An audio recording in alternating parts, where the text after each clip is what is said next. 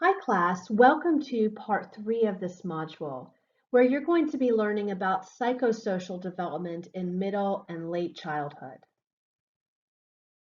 In this video, you'll be learning about Erikson's fourth stage of industry versus inferiority. You've already learned about the first 3 stages that Erikson suggests that we go through. As you learn about this fourth stage, I'd encourage you to think about your own development, and I'd encourage you to reflect on the earlier stages that you learned about that Erikson proposed, and to think about how you've progressed through those stages and how that has influenced who you are today. I'm also going to encourage you to think about how your own experiences in middle and late childhood had an effect on the development of things like you're going to be learning in this video, including your self-concept and your self-esteem and self-efficacy. You're going to be learning about Kohlberg's stages of moral development, and I'd encourage you to think about where you are in your own moral development. I'd encourage you to think about where some of your friends and family are based on what you've learned about these stages of moral development that are proposed by Kohlberg. You're going to also be learning about the important role that peers play during this stage, and you'll learn too about bullying and cyberbullying. You'll also be learning about the different types of families where children reside and some of the consequences of divorce on children. So let's get started. As you'll remember, Erik Erikson is a very important theorist in what we call psychosocial development. He suggested that children progress into what is a fourth stage of psychosocial development called industry versus inferiority. So after developing a basic understanding of how the world around them operates, they begin to consider how they fit into that world. And this is where children during this stage, and we're talking about ages 6 to 12 approximately, they become eager to learn how to read and to write. And they start to realize that these skills are necessary to interact with the world around them. They build on their knowledge of their ability to make objects move and express emotions using their words.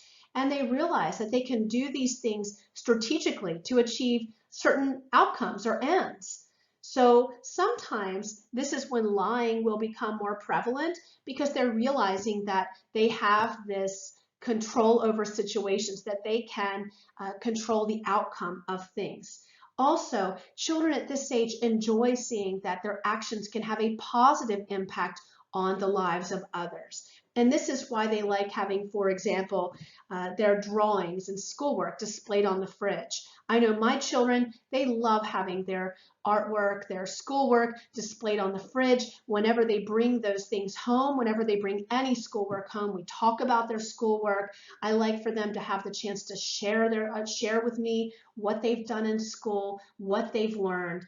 And this is an exciting time of development as children are developing a sense of what we would call industry, that they believe that they have the ability to be competent and that they can create things in the world around them.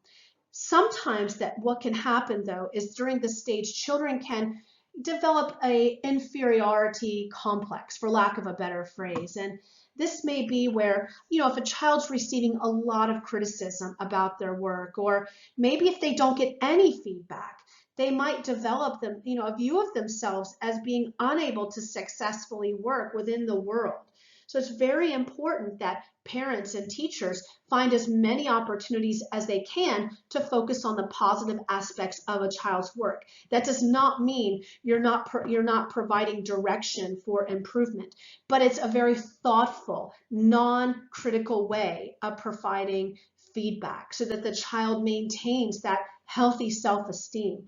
These feelings that children develop during this stage can stay with them for a very long time. Think about your own beliefs about your own abilities. I know I've had students who don't think they're very good at math. And when we've looked at where these feelings came from, for many of them, it's come from those experiences that they've had in school, where maybe they didn't do well in math when they were 8, 9, 10 years of age. Maybe they didn't do well because they had trouble focusing. Maybe there was things going on at home. Maybe their parents were getting divorced. Maybe they didn't have a teacher who was really the best fit for them. There are a multitude of reasons, but it's very important that parents are very thoughtful and teachers are very thoughtful about that development of industry, the development of a sense of competence during this stage. During middle childhood, children develop more realistic perspectives about themselves than they had in previous ages. What we're talking about is the development of their self-concept. This is the belief about their general personal identity. Our self-concept is comprised of various components. This can include the roles that we play, the abilities that we have, the strengths that we see within ourselves. So for one person, their self-concept may be sister, kind, happy, skateboarder, uh, let's say daughter, and so forth. And then as that child grows, they incorporate more elements into that. It might include things like helpful. It might include things such as perhaps abilities that they have, like that they're good at music. And so as they grow and develop as an individual, their self-concept grows. This idea of who they are expands. And they're better able to incorporate the perspectives that other people have of them. Self-esteem is based on how children perceive themselves in areas that are important to them. And healthy self-esteem is built on a positive self-concept, which becomes pronounced during middle childhood years. So during these middle childhood years and late childhood, when children are beginning to establish their own identity, individuality and independence begins to become experienced during this phase of development. Also, for many children, self-esteem in middle childhood is very high. This is when they often will be having they often have a sense of respect toward themselves and the family to which their identity is linked. They begin to mark their own social stand in their appearance, their behavior, and capabilities in comparison to others around them. At this stage of childhood development, children judge themselves according to their ability to produce socially valued outputs. And building healthy self-esteem is a continuous process. And it starts in a child's own mind as part of their psychosocial development in middle childhood. And as children advance through their schooling, through their years of education, they associate their self-esteem into different facets, like in their academic area, their social area, and in their body image. Sometimes inadequate self-esteem development can arise in children whose development has been affected by early childhood trauma. Sometimes children who experience trauma may be poorer achievers. They may lack that basic self-esteem that's needed overall to become confident. And it's very important that they have interventions of positive reinforcement from parents and from teachers. While self-esteem is an evaluative judgment about ourselves, self-efficacy is the belief that you're capable of achieving a specific task or goal. There are several factors that contribute to the development of self-efficacy. One is that children who have the opportunity to master something tend to have higher self-efficacy. So when a child attributes a success to internal, stable factors, so in other words, I got an A on my test because I'm smart and I know how to study, they'll experience a sense of mastery, and this will reinforce their self-efficacy. Now, if a child attributes their success to external, unstable, or maybe even specific factors like total luck, the test was really easy and the teacher gave everyone good grades, he's not going to experience a sense of mastery or efficacy. Another contributing factor to self-efficacy is the opportunity to observe others. Seeing someone who is similar to oneself work hard to achieve a goal or to overcome an obstacle contributes to our belief that we too can successfully negotiate our environment. So let's say, for example, a first grader sees a child, maybe her friend, climb to the top of a jungle gym after several attempts. The first grader might think to herself, if Laura can do it, I can do it too. The more similar the child feels to the person she's observing, the stronger the effect that that person's successes or failures will be on the child's beliefs about their own ability to succeed. Another contributing factor to self-efficacy is direct persuasion by others. Think about yourself and how people's positive messages to you have affected how you have seen yourself. So children's beliefs about their ability to master a situation too are influenced by what they hear from their teachers, their parents, their coaches, and their friends.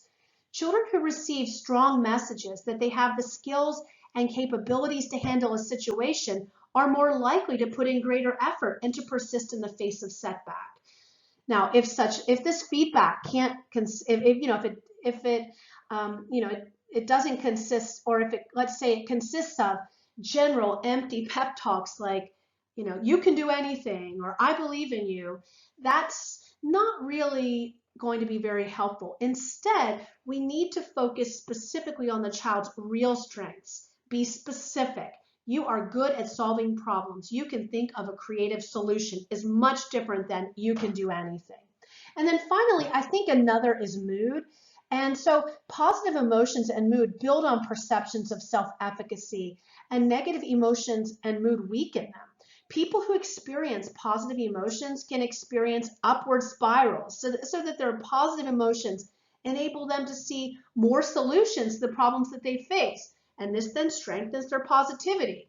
And this further enhances their ability to cope with challenges and so forth. So this upward spiral can lead to strengthening a child's perception that he or she can effectively control her environment. So and these are just some of the ways that we can improve self-efficacy. I think some extra things we could do, and I won't go in depth about each of these, but some of them can include challenging negative thoughts, teaching goal setting, celebrating successes, and using process praise. And what this means is that instead of praising the outcome, focus on the process. What was involved in what led to the outcome? Did the child use a lot of focus? Were they persistent? Did they show really strong problem-solving skills, and so forth? And then going back to what we talked about a moment ago, providing mastery experiences is going to be important. Let's take some time to review Kohlberg's stages of moral development. And as we do, I would encourage you to think about yourself and where you are in your moral development. I think it would be also interesting for you to take the common moral dilemma that's presented in your book and ask someone else to read it and then to respond. And then for you to take the opportunity to identify where that person seems to be in their moral development. So let's go back and just take a look at this moral dilemma. In Europe, a woman was near death from cancer. One drug might save her, a form of radium that a druggist in the same town had recently discovered. The druggist was charging $2,000, 10 times what the drug cost him to make. The sick woman's husband, Heinz, went to everyone he knew to borrow the money, but he could only get together about half of what it cost. He told the druggist that his wife was dying, asked him to sell it cheaper or let him pay later, but the druggist said no.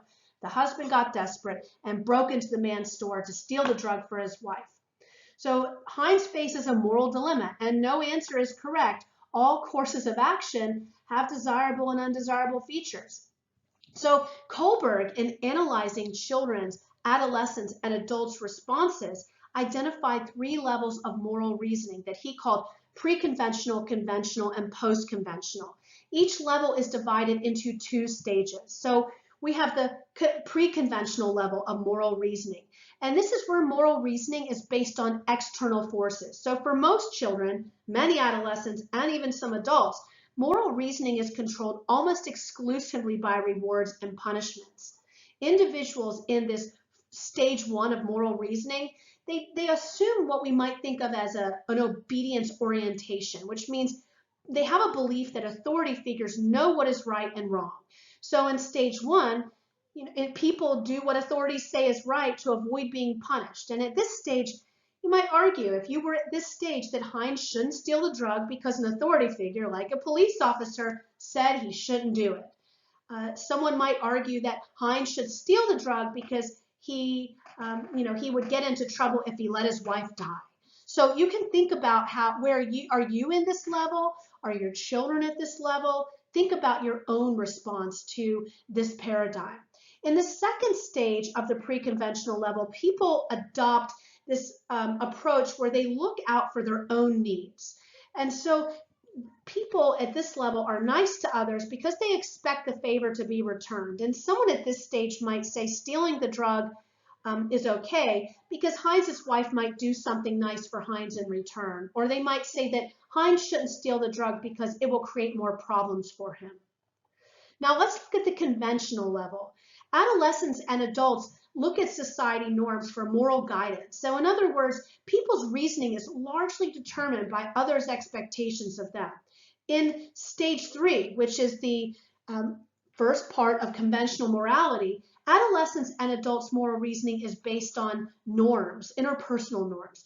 And the aim of this is to win the approval of other people by behaving as good people would, or what they think good people would do. So in this stage, they might argue that Hines shouldn't steal the drug because he must keep his reputation as an honest man, or he should steal the drug because no one would think negatively of him for trying to save his wife's life. Now, this second part of conventional morality, which is really the fourth stage of overall of this conventional level, focuses on more of a social system of morality. So here, adolescents and adults, they believe that social roles, expectations, and laws, that they exist to maintain order within society and to promote the good of all people. So in this stage, people might reason that Hines shouldn't steal the drug, even though his wife might die, because it's illegal and no one is above the law. Or they might say that he should steal it to live up to his marriage, his vow to protecting his wife, even though he'll face the negative consequences of his theft. This third overall stage is post-conventional morality, and it's at this level that moral reasoning is based on a personal moral code. The emphasis is no longer on external forces like punishment and reward or social roles. So in post-conventional morality, we would say that this is the substage is the fifth stage, where people base their moral reasoning on a social contract. So adults agree that members of social groups adhere to a social contract because a common set of expectations and laws benefits all group members. So we know in our society there are common expectations that we have that benefit all people. And if these expectations no longer promote the welfare of individuals, then they're no longer valid. So in this stage, people might reason that Hines should steal the drug because social rules about property rights are no longer beneficial to individuals' welfare. Or they might say that he shouldn't steal because it would create social anarchy. Then our final stage, which is the second of the post-conventional morality stage, and overall, if you look in your textbook, the sixth stage. This stage is based on abstract principles like justice and compassion and equality. And this forms the basis of a personal code that sometimes can conflict with society's expectations and laws. So someone at this stage might argue that Hines should steal the drug because saving a life takes precedence over everything, including the law. Or they might claim that Hines' wife has a right to die and that he shouldn't force his views on her by stealing and administering the drug. So I would encourage you to think about where you are in these stages. That will help you to better understand these stages of moral development. I would also encourage you to read this paradigm to one of your friends or family members and see where they are. I would also encourage you to think about how these stages of moral development could be affected by one's stages of cognitive development. Now, while in adulthood, we are in formal operations, which we'll be looking at, think about how children who are in the sensory motor and pre-operational stages of cognitive development may struggle. They would really struggle to move forward in moral reasoning to the to the second and third major stages, just simply because of their cognitive development. If you'll take a look in your textbook on table 5-6, you will see a review of what I just went over. What you see are the major moral levels: pre-conventional morality, conventional morality, post-conventional morality, and then the sub-stages of each. So be sure to know these and be able to apply them with some application questions. During this stage of childhood, there is an increasingly important emphasis on friends and peers for self-esteem. In early childhood, the focus was on parents. Now, friends and peers are important. And the conceptualization of friendship changes with age. Please take a look in your textbook at what the author shares with you regarding conceptualizations of friendship. You'll also see here that there are some stages of friendship that are presented by Selman, and this was in 1980. And I would encourage you to take a look at each of these stages. They're very straightforward, but you can think about yourself and how you've progressed through each of these stages with friends that you have. Bullying is a form of aggressive behavior where someone intentionally and repeatedly causes another person injury or discomfort. It can take the form of physical contact, words, or subtle actions. The bullied person typically has trouble defending him or herself and doesn't do anything to cause the bullying. Bullies often exhibit some specific characteristics. They tend to have a strong need to dominate and subdue others and to get their way. And they're also likely to be easily angered. They're often defiant and aggressive towards adults, including parents and teachers. They also tend to show little empathy towards the students who are victimized. And if they are boys, they are physically stronger than boys in general. There are multiple programs out there intended to reduce bullying. Some of them are mildly effective. Some of them can be very effective. There's one program that is called the Always Bullying Prevention Program, and this was initially offered in Norway, and it was very effective. And then a lot of schools in the United States actually now use the program, and it was identified by the University of Colorado Center for the Study and Prevention of Violence as one of 11 model programs for violence prevention. And some of the things that this program has done is it's reduced bullying by approximately 30 to 50%. So, at least based on what students are reporting. Also, a significant reduction in general antisocial behavior like vandalism, theft, and truancy, and improvements in the social climate and improvements in student satisfaction with school life. There are definite things that schools can do.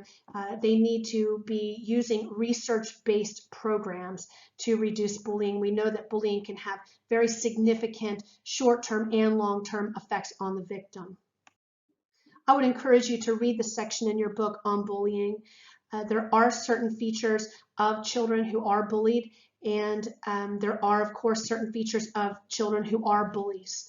And many bullied children don't ask for help, and it is important to know the warning signs because it is associated with depression, substance abuse, and suicide.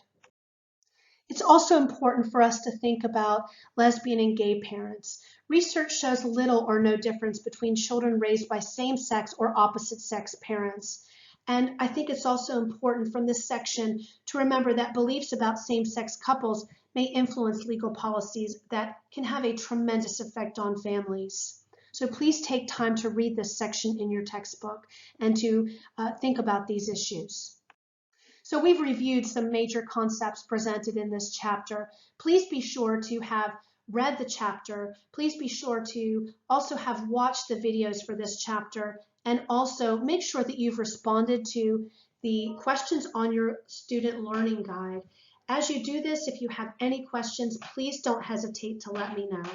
And also, I want to point out that as you come across concepts, the more you can apply them to your own life and think about how they help you to understand who you are, or your own experiences, how you can relate those to concepts, the better off you will be as you study and become prepared to take the next test. In this video, you learned about psychosocial development in middle and late childhood.